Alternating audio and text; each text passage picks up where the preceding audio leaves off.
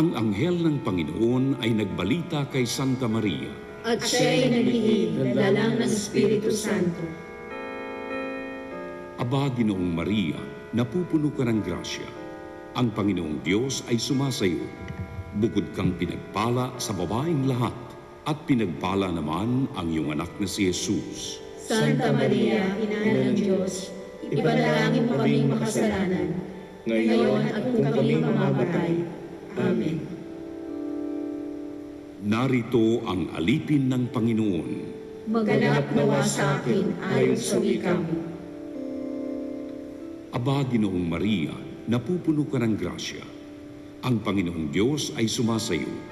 Bukod kang pinagpala sa babaeng lahat, at pinagpala naman ang iyong anak na si Jesus.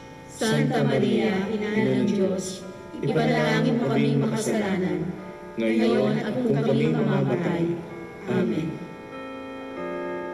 At ang Verbo ay nagkatawang tao. At nagpamayan sa atin. Aba, Ginoong Maria, napupuno ka ng grasya. Ang Panginoong Diyos ay sumasayo. Bukod kang pinagpala sa babaeng lahat, at pinagpala naman ang iyong anak na si Jesus. Santa Maria, Ina ng Diyos, ipanalangin mo kaming makasalanan, ngayon at kung kami mamamatay. Amen. Ipanalangin mo kami, Santang Ina ng Diyos. Nang kami maging dapat makinabang sa mga pangako ni Kristo. Manalangin tayo. Panginoon naming Diyos, kasiyahan mo ang aming mga kaluluwa ng iyong mahal na grasya, at ayayang dahilan sa pamamagitan ng Anghel, ay nakilala namin ang pagkakatawang tao ni Jesucristo ang anak mo. Pakundangan sa mahal na sakit at pagkamatay niya sa krus, pakinabangin mo kami ng kanyang pagkabuhay na muli sa kaluwalhatian sa langit, sa pamamagitan ng Jesucristo ang Panginoon namin. Shalom. Luwalhati sa Ama, sa Anak, at sa Espiritu Santo. Kapara ng unang-una, ngayon at magpakailanman, at magpasawalang hanggan. Amen.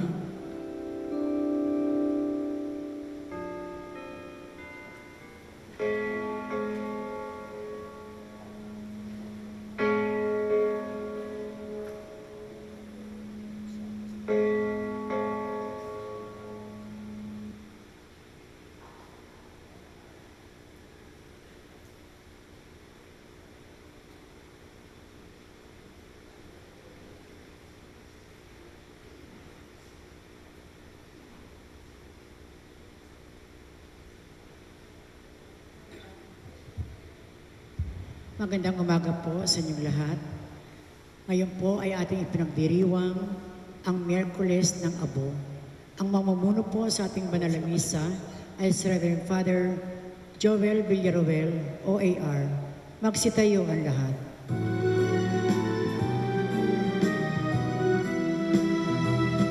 Buksan ang aming puso, turuan mo mag-alam sa bawat pagkukuro,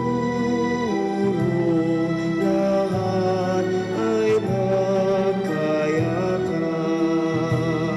Buksan ang aming isip, sikatan ng liwanag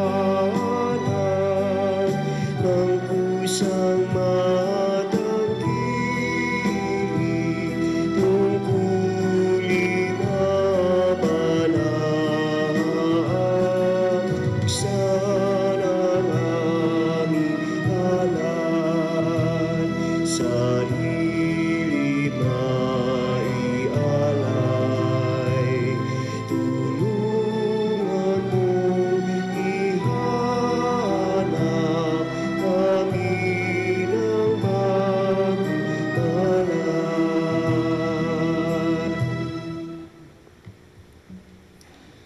Sa ngalan ng Ama at ng Anak at ng Espiritu Santo, Amen.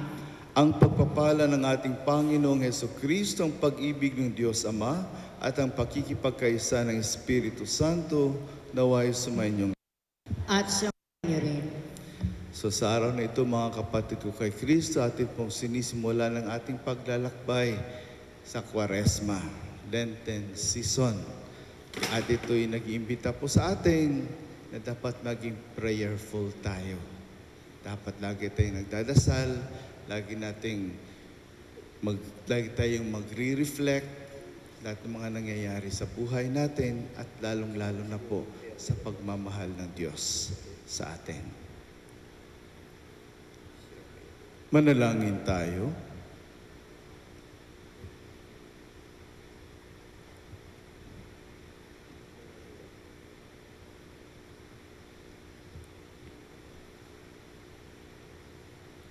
Ama naming makapangyarihan, ipagkaloob mong masimulan namin ngayon sa banal na pagkukusang magtiis ng kagutuman ang pakikipagtunggalian bilang mga kapanig ni Kristo sa aming pagsugpo sa mga salungat sa pamumuhay sa Espiritu, maging amin nawang sandata ang pagtitimpi sa sarili sa pamamagitan ni Hesukristo kasama ng Espiritu Santo magpasa walang hanggan. Amen. Magsiupo ang lahat. Mahalagang panawagan at pagpapahayag ang isiniwalat ng propetang si Joel. Marapat tayong magbalik sa Diyos sapagkat puno siya ng kabutihan at habag para sa atin. Pagbasa mula sa aklat ni Propeta Joel. Sinasabi ngayon ng Panginoon, mataimtim kayo magsisi at manumbalik sa akin. Kayo'y mag-ayuno, manangis at magdalamhati. Magsisi kayo ng taos sa puso, hindi pakitang tao lamang. Magbalik loob kayo sa Panginoon na inyong Diyos.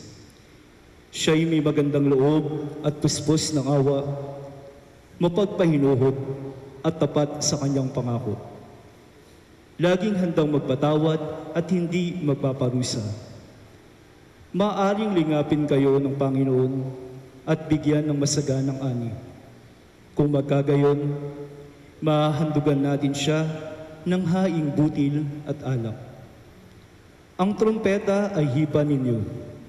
Sa ibabaw ng bundok ng Sion, iutos ninyo ng mag-ayuno ang lahat. Tawagin ninyo ang mga tao para sa isang banal na pagtitipon. Tipunin ninyo ang lahat, matatanda't bata, pati mga sanggol, at maging ang mga bagong kasal. Mga saserdote, kayo'y tumayo sa pagitan ng pasukan at ng dambana.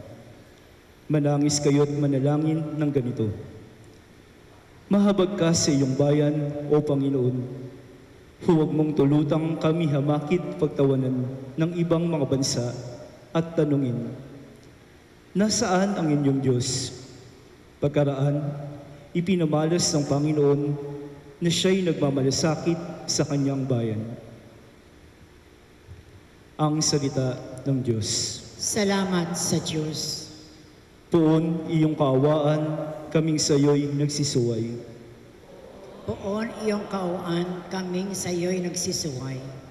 Ako'y kaawaan, O mahal kong Diyos, sang-ayon sa iyong kagandahang loob. Mga kasalanan ko'y iyong pawiin, ayon din sa iyong pag-ibig sa akin. Linisin mo sana ang aking karumhan, at ipatawad mo yaring kasalanan. Poong iyong kaawaan, kaming sa iyo'y nagsisuway. Ang pagsalansang ko ay kinikilala, laging nasa isip ko at alaala. Sa iyo lang ako at nagkasalang tunay, at ang nagawa ko'y di mo nagustuhan. Poon iyong kaawaan, kaming sa iyo'y nagsisuway. Isang pusong tapat sa aking likain, bigyan mo, O Diyos, ng bagong damdamin. Sa iyong harapay, huwag akong alisin. Ang Espiritu mo ang papaghariin. Poon iyong kawaan, kaming sa iyo'y nagsisuway. Ang galak na dulot ng iyong pagliligtas, ibalik at ako ay gawin mong tapat. Turuan mo akong makapagsalita at pupurihin ka sa gitna ng madla. Poon iyong kaawaan, kaming sa iyo'y nagsisuway. Si Jesus ang larawan ng biyaya ng Diyos na naligtas sa atin mula sa kasalanan.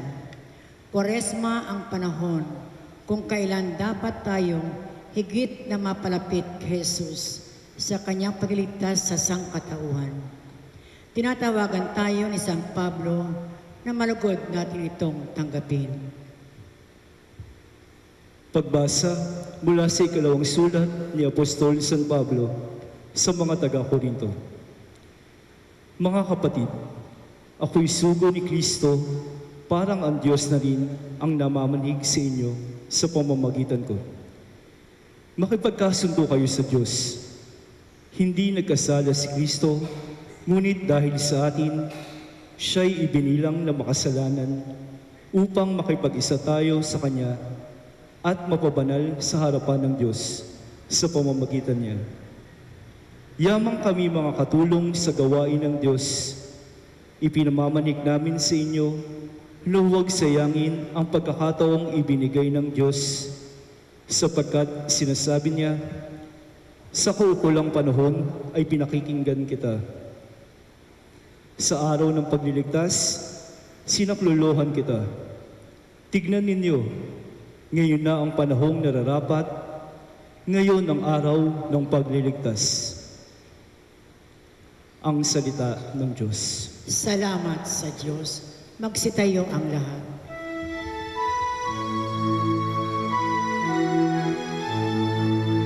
Kapag ngayon'y napakinggan ang tinig ng buong mahal, huwag namin iyong hadlangan ang pagsasakatuparan ng ngiti niya't kalooban.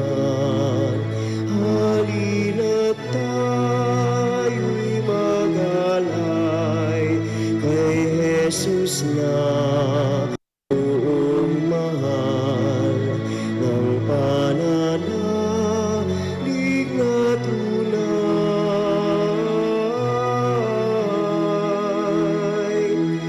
upang mapakinabangan ang dulot niya bagong tipan.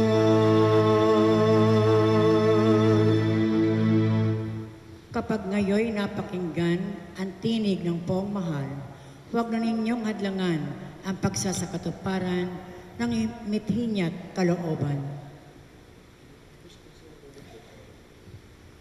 Sumayin niyo ang Panginoon, At sumayin niyo rin. ang mabuting balita ng Panginoon ayon kay San Mateo. Papuri sa iyo, Panginoon.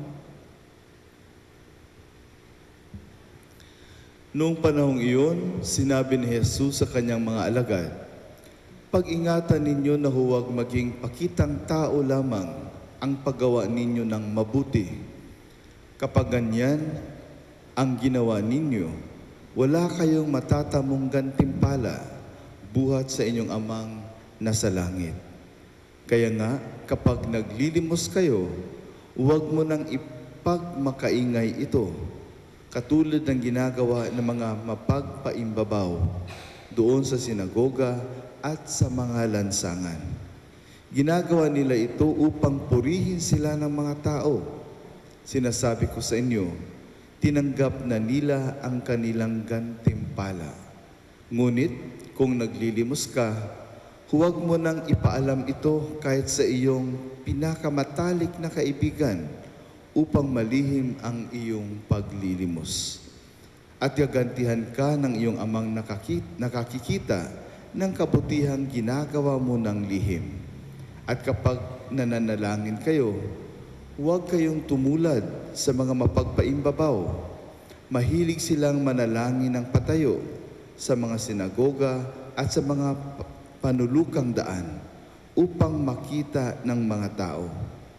Sinasabi ko sa inyo, tinanggap na nila ang kanilang gantimpala. Ngunit kapag mananalangin ka, pumasok ka sa iyong silid at isara mo ang pinto. Saka ka manalangin sa iyong amang hindi mo nakikita at gagantihan ka ng iyong amang nakakikita ng kabutihang ginagawa mo ng lihim. Kapag nag-aayuno kayo, huwag kayong magmukhang malungkot tulad ng mga mapagpaimbabaw. Hindi sila nag-aayos upang malaman ng mga tao na sila'y nag-aayuno. Sinasabi ko sa inyo, tinanggap na nila ang kanilang gantimpala. Kapag ikaw ay nag-aayuno, mag-ayos ka ng buhok at maghilamos upang huwag mapansin ng mga tao na nag-aayuno kayo. Ang iyong amang hindi mo nakikita, ang siya lamang ang nakaalam nito. Siya na nakakikita ng kabutihang ginagawa mo ng lihim, ang gaganti sa iyo. Mga kapatid ko kay Kristo, ang mabuting balita ng ating Panginoon. Pinupuri ka namin, Panginoong Heso Kristo. Magsiupo ang lahat. Magandang umaga po sa inyo lahat. Magandang umaga po, Father. Nagmula sa lupa, magbabalik na kusa ang buhay mo sa lupa na mula. Bago mo linisin ang dungis ng iyong kapwa, hugasan ang iyong putik sa mukha. At kung ano ang di mo gusto, huwag gawin sa iba. At kung ano ang iyong inutang, ay siya rin kabayaran sa mundo. Hanggang dyan lang po. So, iyan pong kanta ni Rico J. Puno, no? Oo, yung immortal na kanta ni Rico J. Puno na talagang lagi natin pong naaalala. At yan ay lagi ng paalaala din po sa atin. Kung masyado nang matayog yung pagkamayabang natin, no? Kung masyado na pong mataas ang lipad natin, kaya nga, no? Yan ay reminder sa atin, uy, huwag mong kalilimutan. Ikaw ay lupa at babalik ka rin sa lupa. Kasi kung minsan parang hindi na natin naalala yun, ano? Nakalimutan na natin. Ibang sobra yung pagbigay natin ng atensyon sa ating pangangatawan. Sobrang pagbigay natin ng atensyon sa ating vanity na tinatawag. Sobrang vain na po tayo. No? So kadalasan po nakakalimutan natin na tayo po ay lupa. At kailangan nating ipaalala lagi yun sa sarili natin para hindi naman tayo maging sobrang mayabang. No? So, ashes, bakit ginagamit natin ang ashes no, sa ating Holy Week? Nagsisimula Holy Week sa ating Lenten season, Quaresma. Bakit kailangan gamitan tayo ng abo? No? So, kasi ang abo po ay reminder sa atin na tayo'y mga mortal. Tayo po'y may katapusan dito sa mundo. Ang katawan po na ito ay one day malulusaw din, maaagnas din. No? Very timely, no? Dahil sa pandemic na ito, ang dami po nating mga kapatid na lumisa na, no? Na hindi na nililibing ng gusto nating paglilibing, kundi cremation, no? So ito rin ay napakalaking paalala sa atin, no? Na ang laki-laki mong tao, pagkatapos ngayon ganyan ka na lang kaliit, kunting-kunti na lang. So that is actually the fragility natin. At dapat ipaalala natin sa sarili natin yan. No? So it's also a reminder for us that we have to be humble, na kailangan natin maging mapagpakumbaba. Dahil kahit gaano man kaganda ang iyong katawan, gayon kagwapo ang iyong mukha, kaganda ng iyong mukha, no? Din ay maaagnas din pagdating ng panahon. There was a time na pa lang kami noon, high school pa lang kami, nag-aaral kami sa high school. Pumunta kami sa cemetery nung November 2. May isa akong kaklase na hindi talaga siya nagsasalita. Masyado siyang maingay na tao, na bata. No? Hindi talaga siya nagsalita. Nakatingin lang siya doon sa paligid, tinitingnan niya kung anong nangyayari sa paligid. Tapos lumapit ako sa kanya, hindi rin ako nagsalita. Yun, tinabihan ko lang siya. Biglang tingin niya sa akin at sabi niya, Joel, alam mo anong iniisip ko? Sabi ko, kaya nga napapansin ko nga nag-iisip ka ng malalim eh. Sabi sa akin tingnan mo yung nangyayari ngayon. Ano? Kain tayo ng kain, nagpapataba tayo, umiinom tayo, nagsasaya tayo, binibihisa natin ng mabuti ang sarili natin, pinapababanguhan natin. No? Tapos yung iba nga, pinapalaki yung maliit, tapos ang ilong na parang hindi tanggap ng mga Pilipino tayo, pinapatangos, no? Yung mga walang buhok, pinapataniman ng buhok, no? Yung mga may buhok naman, kinakalbo, no? So, yung kulot na buhok, pinapaunat. Yung mga unat naman ay pinapakulot. No? So, yung mga puting buhok, pinapaitim. Yung mga itim naman, pinapakulayan, ginagawang tanso o ginagawang kung ano-anong kulay. Nasa parang hindi tayo nasasatisfy sa sarili natin. Parang hindi natin tanggap yung sarili natin. No? Yung mga lalaki, napapababae. No? Yung mga babae, nagiging lalaki. No? Yung mga matatanda, gusto nila magmukha silang bata. Yung mga bata naman, ayaw nila tawagin silang bata. Dahil adult na daw sila, so kailangan mas matanda silang tingnan. So, maraming bagay na hindi natin tanggap.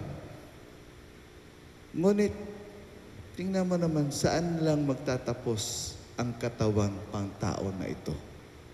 Saan lang magtatapos? Diyan, sa loob ng nitso na yan.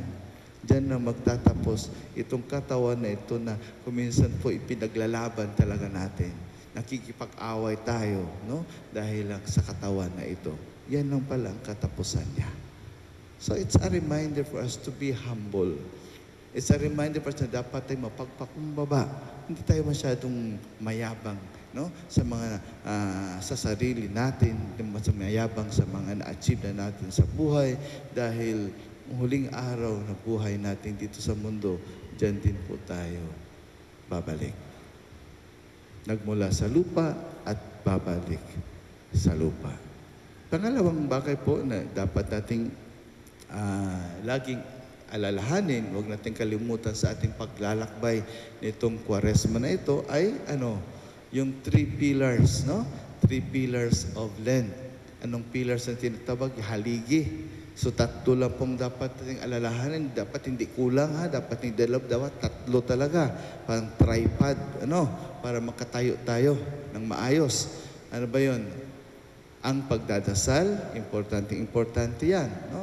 Ngayong Kwaresma na ito, it's a privileged time para magdasal. Di ba, kuminsan sinasabi natin, ano ba ito, no? Yung Kwaresma parang ang lungkot, no? Parang nakakalungkot na panahon. Pero hindi natin dapat isipin yung kalungkutan. Isipin natin na it's a privileged time to pray. Di bang magdasal tayo ng maayos?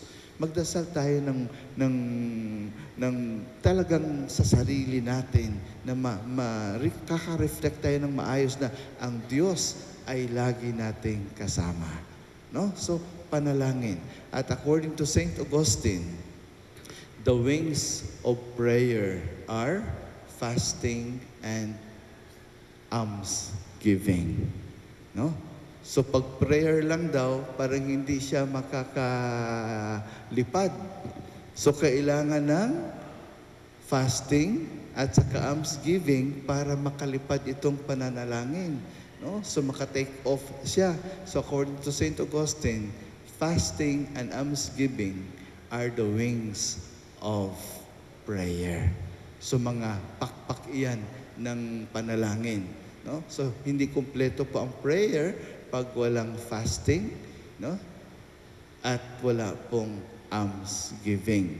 Alam po natin yan, ang fasting, no? na ginagawa natin yan para makontrol natin ang sarili natin, makontrol natin yung mga desires natin, makontrol natin yung mga pagnanasa natin, lalo na sa pagkain, lalo na po sa sex, no? Kung minsan yung mga lalaki, tayong mga lalaki, tingin natin sa mga babae, ganun na lang, parang ginagamit natin sila, no? Para sa pangangailangan natin, no? Kung minsan naman po, mga babae, ginagamit tayo para sa ano? Kung minsan po, para sa kanilang pangangailangan din, material na pangangailangan, no? Ang tingin nila sa lalaki, ayan, pwedeng sa akin yan, magtaas sa akin yan ng level ng pamumuhay, no? So, naggagamitan tayo kadalasan. Tayong mga tao kasi naggagamitan tayo. So, bilang Kristiyano, hindi dapat tayong maggagamitan. Bilang Kristiyano, dapat tayo magmamahalan ng tunay, no? So, prayer, no? Privileged time para magdasal tayo. Ngunit ang pagdadasal natin, hindi yan maka-take off, hindi yan makalipad kung walang mga pakpak. At ang mga pakpak ay ang pag-aayuno or ang fasting at andyan po ang almsgiving. That is our charitable life. So, we have to be humble in the eyes of God. No? Kaya kailangan mag-fasting tayo. And we have, no? Kailangan din po nating mag-share ng divinity of our Lord Jesus Christ by sharing also our blessings with our brothers and sisters. That is our life of charity. Yan tinatawag nating almsgiving. At ang paalala po sa atin ni Propeta Joel, no? Sa ating first reading, na dapat hindi natin ito ginagawa para magpakitang tao lamang. Dapat ginagawa natin to dahil yung center po ng ating atensyon ay ang ating Diyos. Nagfa-fasting tayo dahil sa ating Diyos, nagbibigay tayo, nag-almsgiving tayo, we do our charitable work dahil po sa ating Diyos. No? Yan po ang center ng ating ginagawa. No? Kung wala po ang Diyos sa ginagawa natin ito, hindi po makabuluhan ang ginagawa natin. No? At importante din po yung sinasabi sa atin sa ating second reading na dapat nagpapatawad tayo sa ating kapwa. So yan po yung pangalawa.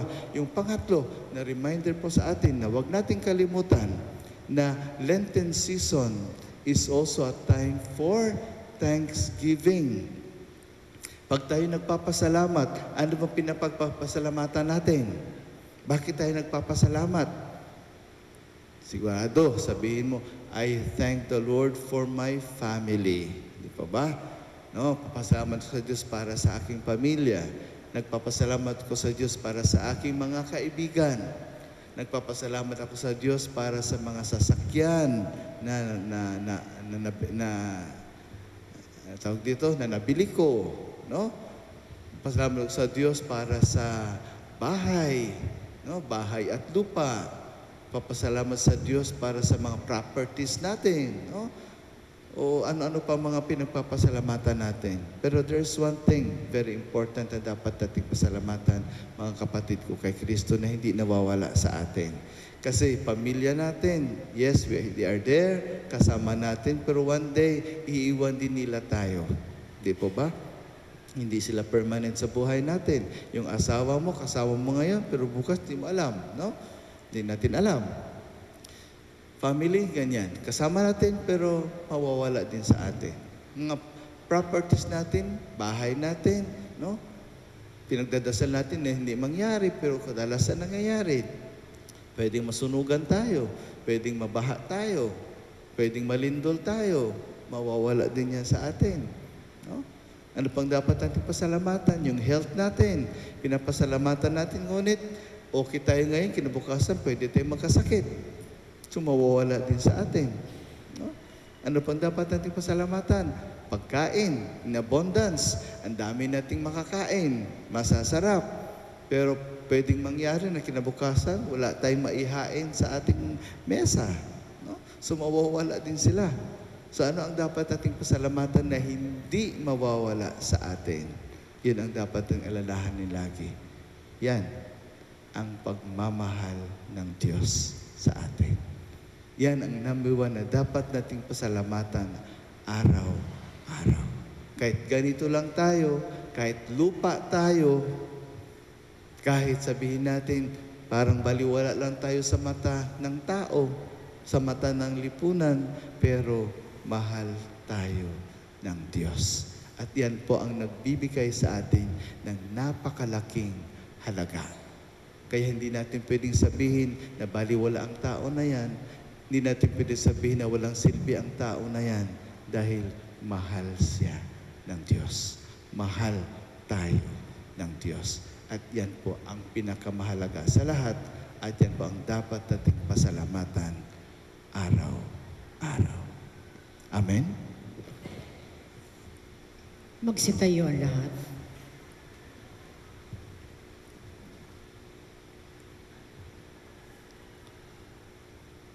Sa atin pong pagbabasbas ng abo,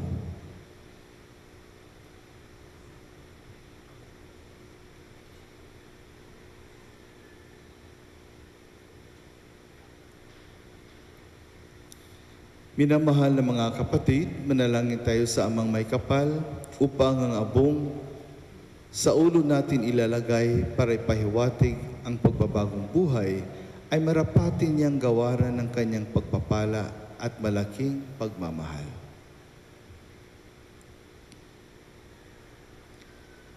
Ama naming mapagpatawad, kinukukup mo at itinatampok ang umaamin sa kasalanan at ikinalulugod mo ang nagbabagong buhay. Dingin mo kami at kupkupin sa pagkakaloob mo ng pagpapala. Bilang pagtatampok sa iyong mga lingkod na naglalagay ng abo sa ulo, sa pagganap ng 40 araw na paghahanda para sa Pasko ng pagkabuhay, marapatin mong kami maging dalisay para sa pagdiriwang ng tagumpay ng iyong anak na siyang namamagitan kasama ng Espiritu Santo, magpas sa walang hanggan. Amen. Amen.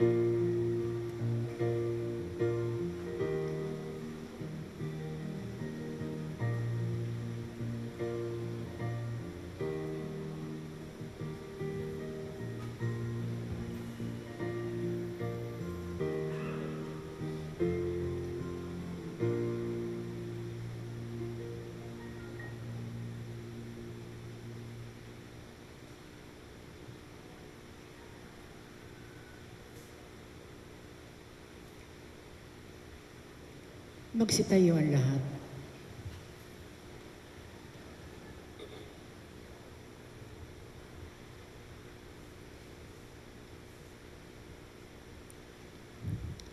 Sa pagpasok natin sa panahon ng Kwaresma, inaanyayahan tayong tumugon sa Diyos na tumatawag sa atin upang magbalik sa Kanya ng buong puso. Atin pong itutugon, Panginoon, dinggin mo ang iyong bayan. Panginoon, dinggin mo ang iyong bayan. Bilang isang simbahan, kaisa nawa tayo ni Kristo sa kanyang pagpapakasakit sa pagpasok natin sa panahong ito ng Kwaresma. Manalangin tayo. Panginoon, dinggin mo ang iyong bayan. Madisiplina nawa natin ang ating mga sarili sa pamamagitan ng pag-aayuno at pagsasakripisyo. Manalangin tayo. Panginoon, dinggin mo ang iyong bayan.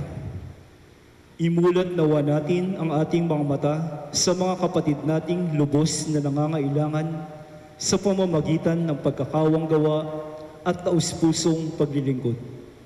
Manalangin tayo. Panginoon, dinggin mo ang iyong bayan.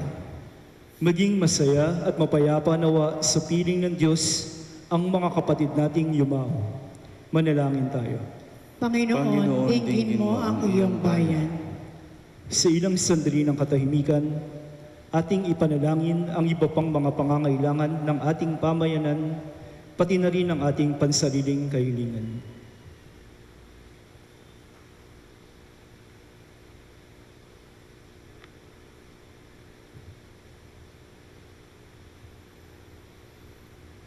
Manalangin tayo. Panginoon, dinggin mo ang iyong bayan. O Diyos na mahabagin, tunghayan mo ang mga kahilingan namin. Nawa ang mga abong aming tinanggap ay tunay na maging sagisag ng aming pangakong tuparin ang iyong kalooban. Hinihiling namin ito sa pamamagitan ni Kristo, aming Panginoon. Amen. Magsiupo ang lahat.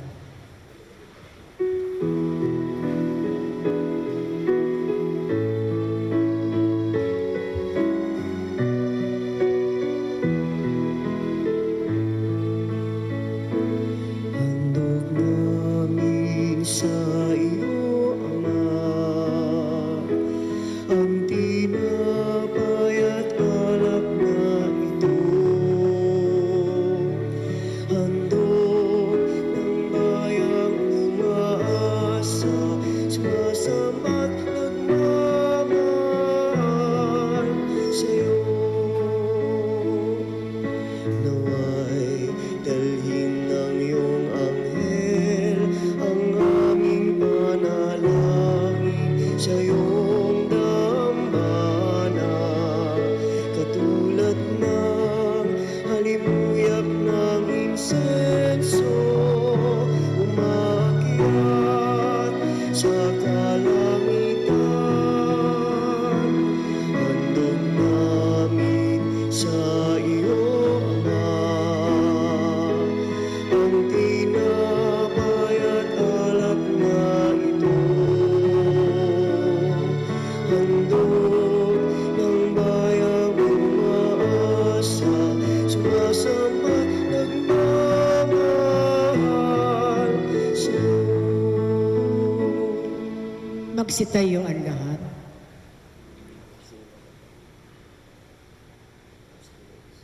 Manalangin kayo mga kapatid upang ating paghahain ng kalugdan ng Diyos, amang makapangyarihan.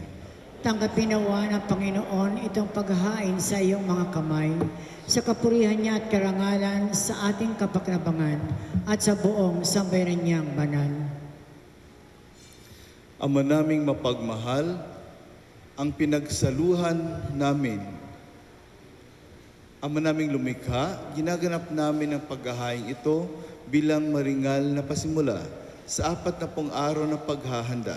Ang aming kusang pagtitiis at pagmamalasakit ay makapagpadalisay nawa sa aming masasamang hilig upang kami pagindapating makinabang sa iyong anak na para sa aming nagpakasakit bilang aming tagapamagitan kasama ng Espiritu Santo magpa sa walang hanggan. Amen. Sumainyo ang Panginoon. At sumainyo rin. Itaas sa Diyos sa inyong puso at diwa. Itinaas na namin sa Panginoon.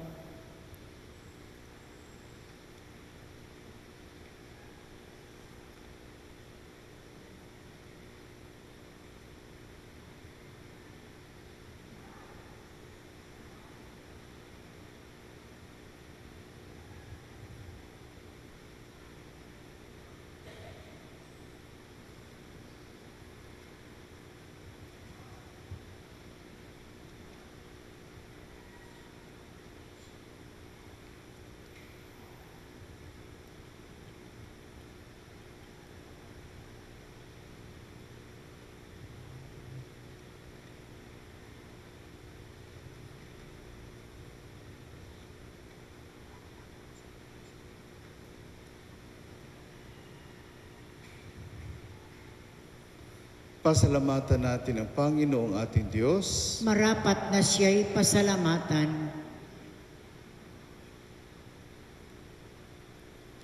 Ama naming makapangyarihan, tunay nga marapat na ikaw ay aming pasalamatan sa pamamagitan ni Jesucristo na aming Panginoon. Sa aming kusang pagtitiis ng hirap, tinutulungan mong aming maitumpak ang kinamihas ng pagsalungat sa pananagutang iyong iniatas. Sa aming pagtulad sa anak mong mahal na nagpakasakit para sa tanan, ang pagsisikap naming iyong kinalulugdan at ang pagpapakabuti naming iyong ikinararangal. Kaya kaisa ng mga anghel na nagsisiawit ng papuri sa iyo na walang humpay sa kalangitan, kami nagbubunyi sa iyong kadakilaan.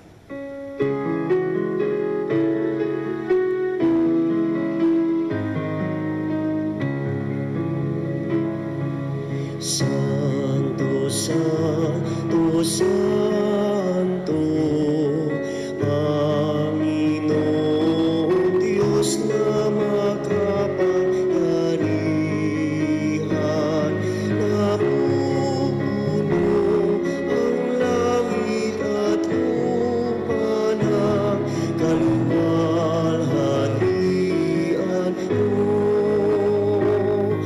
Hosana sa kaitaasan,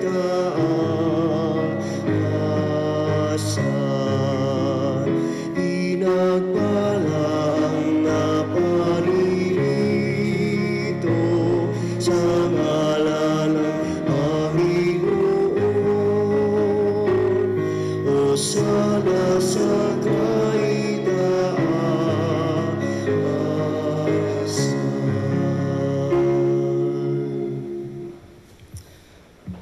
Ama naming banal, ikaw ang bukal ng kabanalan.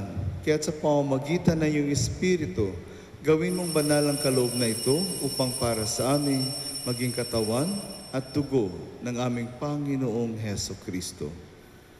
Bago niya pinagtiis ang kusang loob na maging handog, hinawakan niya ang tinapay, pinasalamatan kanya, pinaghati-hati niya iyon, niabot sa kanyang mga alagad at sinabi, "Tanggapin ninyong lahat ito at kanin.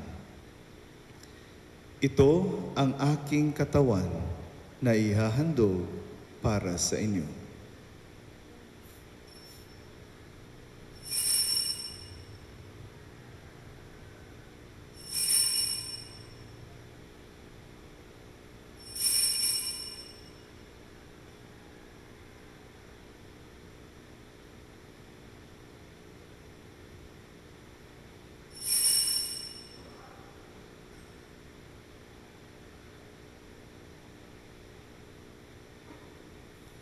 Gayun din naman nung matapos ang hapunan, hinawakan niya ang kalis, muli kanyang pinasalamatan. Iniabot niya ang kalis sa kanyang mga alagad at sinabi, "Tanggapin ninyong lahat ito at inumin. Ito ang kalis ng aking dugo, ng bago tulang at walang hanggang tipan. Ang aking dugo na ibubuhos para sa inyo at para sa lahat sa ikapagpapatawad ng mga kasalanan. Gawin ninyo ito sa pag-alaala sa akin."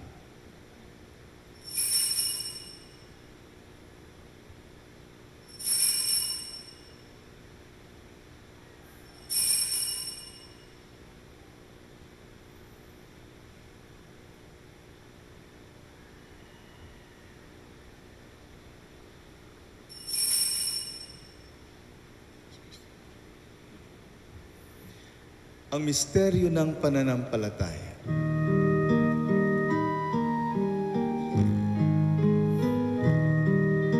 Si Kristo ay namatay, si Kristo ay nabuhay, si Kristo ay babalik sa wakas ng panahon. Ama, ginagawa namin ngayon ang pag-alala sa pagkamatay at muling pagkabuhay ng iyong anak. Kaya't iniaalay namin sa iyo ang tinapay na nagbibigay buhay at ang kalis na nagkakaloob ng kaligtasan. Kami nagpapasalamat dahil kami yung minarapat na tumayo sa harap mo para maglingkod sa iyo. Isinasama namin kaming magsasalo-salo sa katawan at dugo ni Kristo ay mabuklod sa pagkakaisa sa pamamagitan ng Espiritu Santo. Ama, lingapin mo ang iyong simbahang laganap sa buong daigdig. Puspusin mo kami sa pag-ibig kaysa ni Francisco naming Papa at ni Broderick naming Obispo at ng Tanang Kaparian. Alalahanin mo rin ang mga kapatid naming nahimlay na may pag-asang sila'y muling mabubuhay. Gayon din ang lahat ng mga pumanaw. Kaawaan mo sila't patuloyin sa iyong kaliwanagan. Kaawaan mo at pangidapatin kaming lahat na makasalo sa iyong buhay na walang wakas. Kaysa ng mahal na Birheng Maria na ina ng Diyos at kabiyak ng puso niyang si San Jose. Kaysa ng mga apostol, Saint Ezekiel Moreno, Saint Augustine, Saint Francis Xavier, at ng lahat ng mga banal na namuhay dito sa daigdig ng kalugod-lugod sa iyo. May pagdiwang nawa namin ang pagpupuri sa ikararangal mo sa pamamagitan ng iyong anak na aming Panginoong Heso Kristo.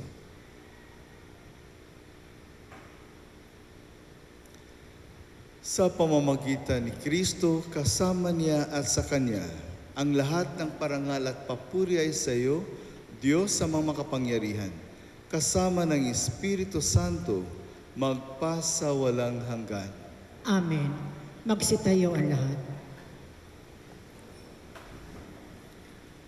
Sa tagubilin ng mga nakagagaling na utos sa turo ni Jesus na Panginoon natin at Diyos, ipahayag natin ng lakas loob. Ama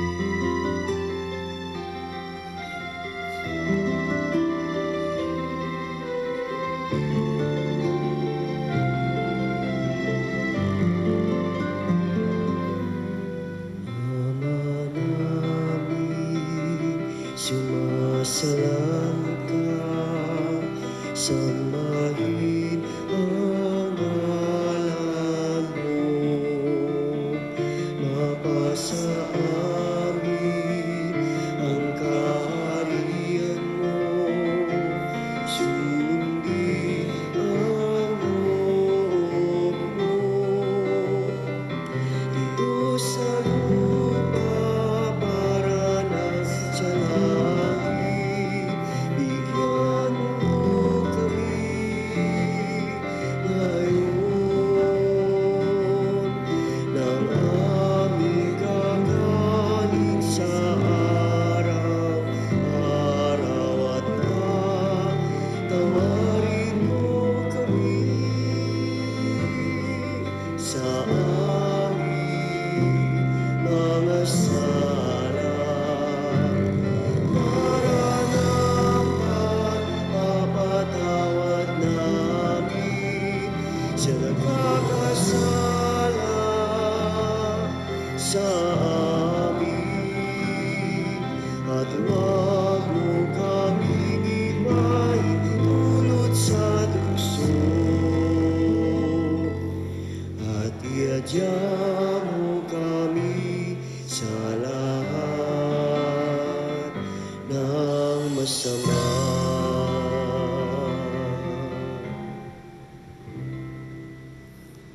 Hinihiling namin kami adya sa lahat ng masama, pagkalooban ng kapayapaan araw-araw, iligtas sa kasalanan at ilayo sa lahat ng kapahamakan. Samantalang aming pinananabikan ang dakilang araw ng pagpapahayag ng tagapagligtas naming si Heso Kristo. Sapagkat iyo ang kaharian, ang kapangyarihan at ang kapurihan magpakailanman. Amen. Panginoong Heso Kristo, sinabi mo sa iyong mga apostol, kapayapaan ang iniiwan ko sa inyo, ang aking kapayapaan ang ibinibigay ko sa inyo. Tunghayan mo ang aming pananampalataya at huwag ang aming pagkakasala. Pagkalooban mo kami ng kapayapaan at pagkakaisa ayon sa iyong kalooban. Kasama ng Espiritu Santo, magpasa walang hanggan. Amen. Ang kapayapaan ng Panginoon ay laging sumainyo. At sumainyo. Magbigayan tayo ng kapayapaan sa isa't isa.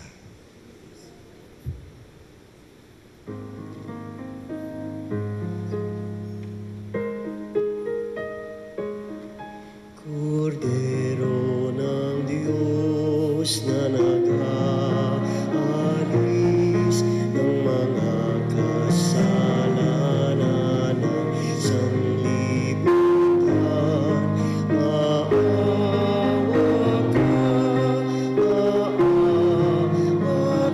ka sa amin.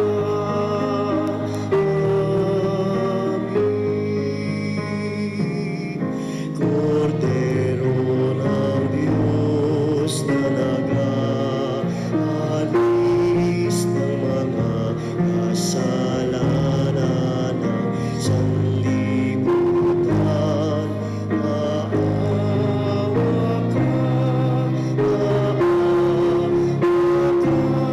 sa amin.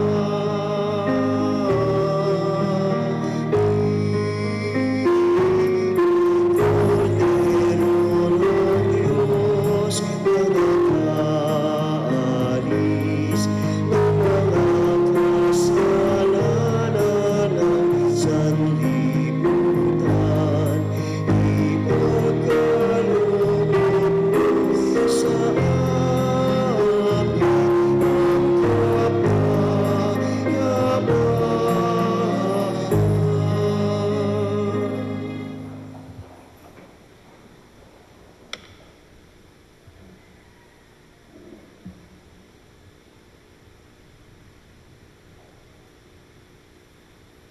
Siya pong ating Panginoong Hesus Kristo, ang kadahilanan ng ating pagdadasal, ng ating pag-aayuno, at ng ating almsgiving o pagbibigay sa ating kapwa. Siya po ang Kordero ng Diyos na nag-aalis ng mga kasalanan ng sanlibutan. Mapapalad tayong inaanyayahan sa kanyang banal na piging. Panginoon, hindi ako karapat-dapat na magpatuloy sa iyo, ngunit sa isang salita mo lamang ay gagaling na ako.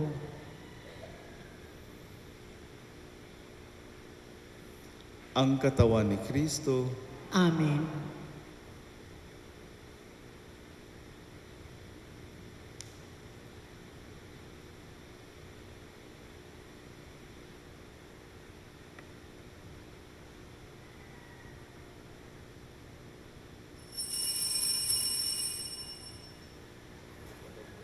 Magsiupo ang lahat.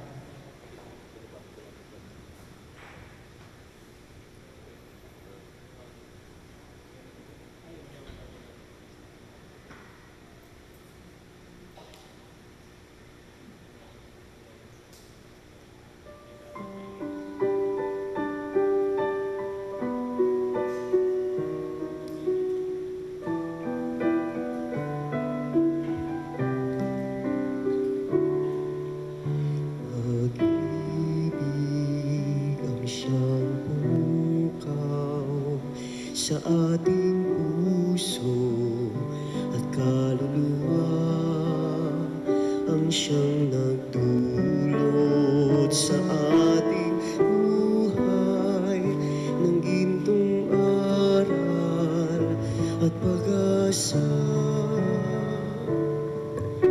Pag-ibig ang siyang buklatin, di mapapawi kailan pa man. Sa puso't diwa tayo'y isa lamang, kahit na tayo'y magkahalay. Kat ang Diyos natin, Diyos ng pag-ibig, magmahalan tayo't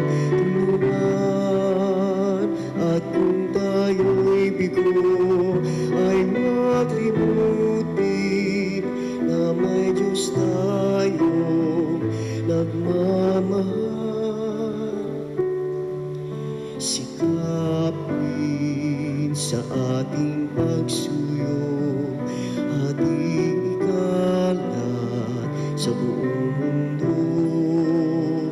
Pag-ibig ni Jesus na siyang sumubok sa bawat pusong umaw sa pagsuyo.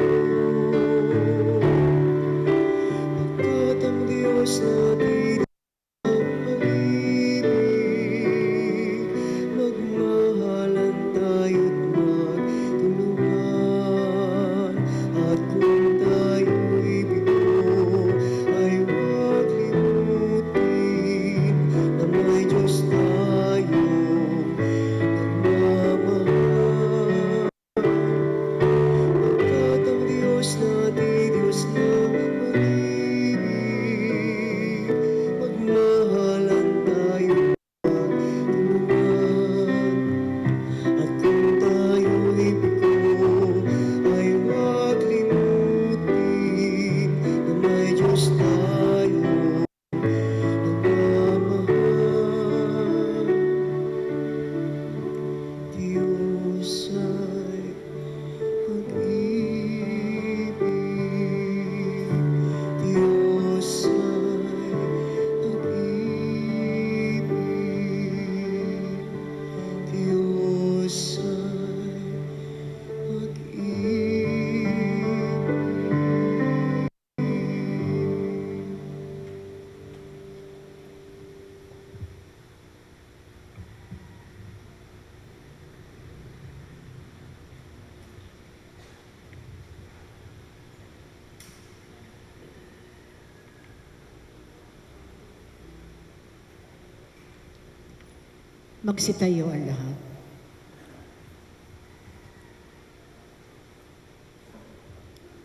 Manalangin tayo.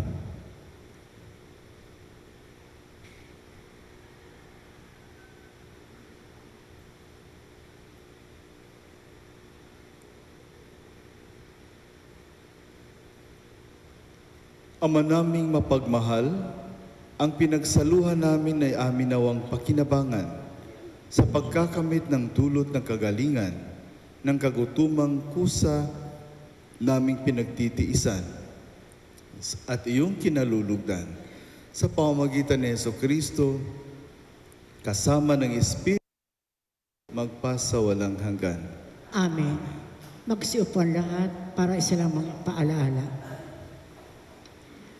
Ang araw po na ito ayon sa tradisyon ng ating simbahang Katoliko ay araw ng ayuno at abstinensya o fasting and abstinence. Ang mga susunod na oras na misa po natin ay sa hapon na po, alas 5 ng hapon at alas 6:30 ng gabi. Ang sakramento ng kumpisal ay panawagan din ng simbahan sa panahon ng Kwaresma bago ang Semana Santa. Ang oras ng kumpisal ay sa umaga ng alas 9 at sa hapon naman ay alas 3 ng hapon. Panoorin po natin ngayon ang video katekismo tungkol sa Miyerkules ng Abo, hatid sa atin ng Katekista 21.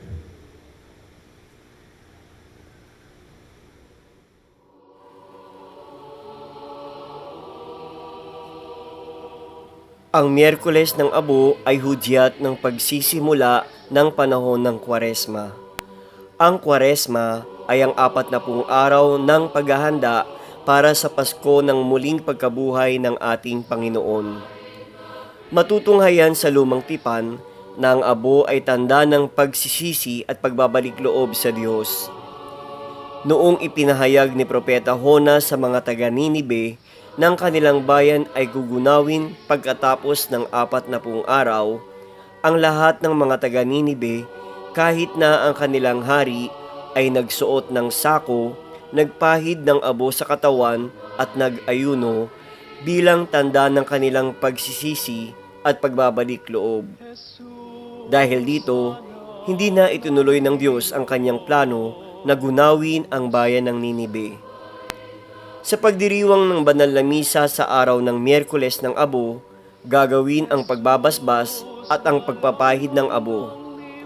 Sa pagpapahid ng abo ay sinasambit ng pari ang talatang ito. Magbagong buhay ka at sa mabuting balita sumampalataya. O kaya, alalahanin mong abo ang iyong pinanggalingan at abo rin sa wakas ang iyong babalikan. Ang mga talatang ito ay nagpapaalala sa atin ng dalawang bagay. Una, kinakailangan nating makipagkasundo sa Diyos at baguhin ang ating nakagawiang buhay at tuluyang talikuran ng ating mga kasalanan. Tinatawagan tayo ng Panginoon na magbagong buhay at magbalik loob sa Kanya. Ang Diyos ay punong-puno ng awa at habag. Ikalawa, ang buhay ng tao ay sadyang panandalian lamang, mula sa abo pabalik sa abo. Tinatawagan din tayo ng simbahan na magsisi, ikumpisa lang ating mga kasalanan, itama ang mga maling nagawa habang mayroon pa tayong panahon at pagkakataon. Ang buhay natin sa mundo ay isang paglalakbay. Darating din ang araw ng pagtatapos ng ating paglalakbay. Kasama tayong namatay ni Kristo sa ating mga pagkakasala at sa paghahanda natin ng ating sarili sa panahong ito ng Kwaresma, naway makasama rin tayo ni Kristo sa kanyang muling pagkabuhay. Sa darating po na March 16, ating pong ipagdiriwang ang ika-50 taong pagkakatatag ng ating simbahan, bagamat ipagdiriwang po natin ito ng March 19 kaalinsabay ng kapistahan ni San Jose. Para sa mga ilang pang mga schedule, tignan po natin ang tarpaulin na nasa harapan ng ating simbahan. Maraming salamat po. Magsitayo ang lahat.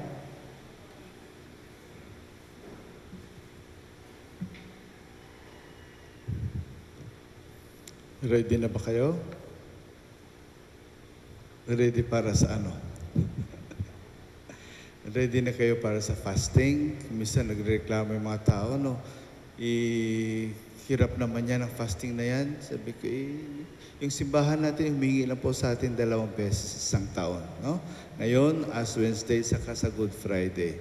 Pero marami po tayong mga kapatid na araw-araw po nagfa-fasting sila dahil wala talaga silang makain. No? Kaya huwag tayong magreklamo. Sundin natin ang payo ng ating simbahan at gawin natin ang nararapat para sa ating kapwa. Sumain niyo ang Panginoon. At sumain niyo rin.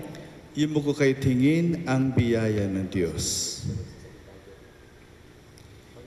Ilayo nawa kayo sa lahat na makapipinsala at pagpalain nawa kayo ng bawat mabuti at ganap na kaloob ng Diyos, ngayon at magpasawalang hanggan. Amen. Pamalagi nawa niyang nanananahan ang kanyang salita sa inyong kalooban at puspusin nawa niya kayo ng kaligayahang walang hanggan. Amen. Patnubayan nawa kayo ng Diyos sa pagtahak sa kanyang landas upang lagi ninyong mabatid kung ano ang tama at marapat samantalang kayo ay naglalakbay patungo sa kalangitan, kanyang pamana, magpasawalang hanggan. Amen. At pagpalain kayo ng makapangyarihan Diyos, Ama at Anak at Espiritu Santo. Amen. Humayo kayong taglay ang kapayapaan ni Kristo. Salamat sa Diyos.